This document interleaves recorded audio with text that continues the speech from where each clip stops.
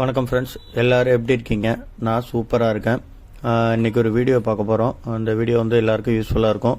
இந்த மாதிரி நிறைய வீடியோஸ் போட்டுட்ருக்கோம். எல்லாருக்கும் வீடியோ பிடிச்சிருந்தால் லைக் பண்ணுங்கள், ஷேர் பண்ணுங்கள், கமெண்ட் பண்ணுங்கள். மறக்காமல் நம்ம சேனலை சப்ஸ்கிரைப் பண்ணுங்கள். தேங்க்யூ.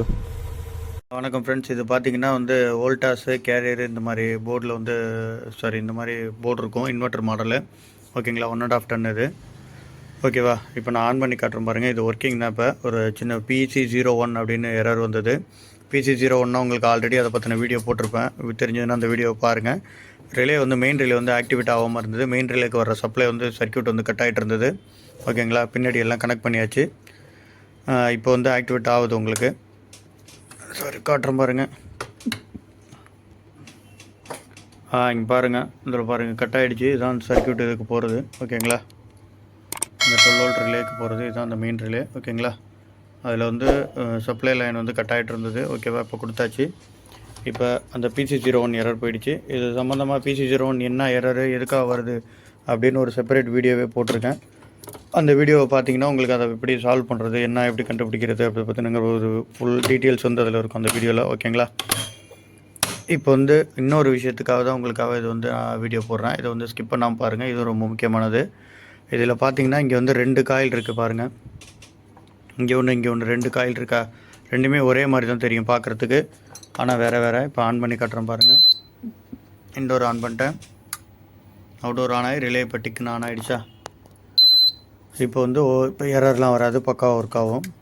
பாருங்கள், ஆன் ஆகிடுச்சு. பாருங்கள், கம்ப்ரஸர் ஓடுது, ஓகேவா? முன்னாடியே வந்து அந்த ரிலே ஆக்டிவேட் ஆகலைன்னா ஆன் ஆகிட்டு உடனே ஆஃப் ஆகிட்டு PC01 எரர் வரும், லோ வோல்டேஜ் எரர் வந்துடும், ஓகேங்களா? பாருங்கள்,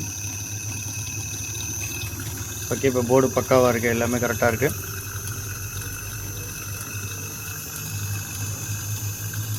ஓகே, ஆஃப் பண்ணிடுறேன், ஓகேவா? இப்போ வந்து ஆஃப் ஆகிடுச்சு. இப்போ இது பண்ணிட்டேன் பாருங்கள், ஆஃப் ஆகிடுச்சு.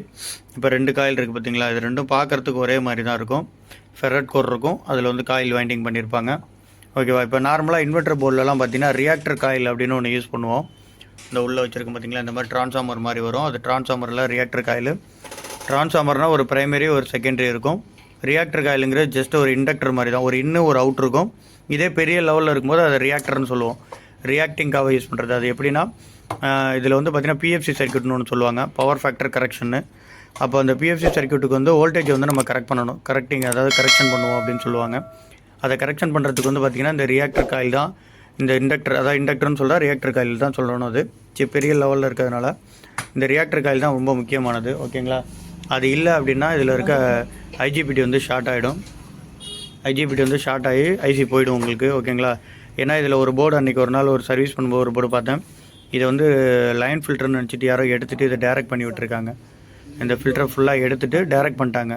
டேரெக்ட் பண்ணிங்கன்னா போர்டு ஓடாது, ப்ராப்ளம் வரும். ஆன் ஆகும், பட் ஆனால் டெஸ்டிங் போடும்போது எம்டியில் நல்லா ஓடும். சம்டைம்ஸ் வந்து ஆன் ஆகும்போது IGBT ஷார்ட் ஆகி போர்டு டோட்டலாக டெட் ஆகிடும், ஓகேங்களா? அந்த மாதிரி பண்ணாதீங்க. இது வந்து பார்த்திங்கன்னா இது வந்து லைன் ஃபில்டர். இதுக்கு அதுக்கும் நிறைய வித்தியாசம் இருக்குது. இதில் வந்து இன்பில்டரில் இருக்கிறதுனால இது வந்து பார்த்திங்கன்னா ரியாக்டர் காயில், இது லைன் ஃபில்டர். இது இந்த லைன் ஃபில்டர் எதுக்கு யூஸ் ஆகுதுன்னா உங்களுக்கு ஆல்ரெடி தெரிஞ்சிருக்கும். இதில் வர வந்து ஃப்ளக்ஸ் வோல்டேஜ், அதாவது வோல்டேஜ் வந்து ஸ்பைக்கு நிறையா இருக்கும். இந்த ஸ்பைக் அரெஸ்ட்டு ப்ளஸ் வந்து ஃபில்ட்ரு, நாய்ஸ் ஃபில்ட்ரு, இதுக்கெலாம் யூஸ் ஆகிறது தான் இது வந்து லைன் ஃபில்டர்னு சொல்லுவாங்க. இது பார்த்திங்கன்னா AC நியூட்ரல் ரெண்டுத்துக்குமே இருக்கும். ஏசிக்கு ஒரு காயில் இருக்கும், லைனுக்கு ஒரு காயில் இருக்கும், நியூட்ரலுக்கு ஒரு காயில் இருக்கும், ஓகேங்களா? 2 இன் அவுட் இருக்கும், ஒரு இன் அவுட்டு, 2 இன் அவுட்டு. இது லைனுக்குள்ளே இன் அவுட்டு, இது நியூட்ரலுக்குள்ளே இன் அவுட்டு, ஓகேங்களா? இது வந்து லைன் ஃபில்டர், இது வந்து ரியாக்டர் காயில். இதை நீங்கள் எடுத்துகிட்டு டேரெக்ட் பண்ணினா கூட சர்க்யூட்டுக்கு எந்த பாதிப்பு இருக்காது, ஓடும். பட் இது ஒரு சேஃப்டிக்காக, இது ஃப்ளக்சுவேஷன் இதெல்லாம் வந்துன்னா அரெஸ்ட் பண்ணுறதுக்காக உள்ளதுக்காக இது, ஓகேங்களா? இது வந்து நாய்ஸ் ஃபில்ட்ரு ப்ளஸ் வந்து இந்த ஃப்ளக்சுவேஷன் இதெல்லாம் கண்ட்ரோல் பண்ணுறதுக்காக. ரியாக்டர் காயில் வந்து அது மாதிரி நினச்சிட்டு எடுத்துகிட்டு டேரெக்ட் பண்ணிட்டாங்க. அந்த மாதிரி டேரெக்ட் பண்ணிங்கன்னா போர்டு ஸ்பாயில் ஆகிறதுக்கு வாய்ப்பு இருக்குது. அது மாதிரி பண்ணக்கூடாது, ஓகேங்களா? அதை பற்றின ஒரு சின்ன ஒரு இது தான் இது. Okay friends, thank you.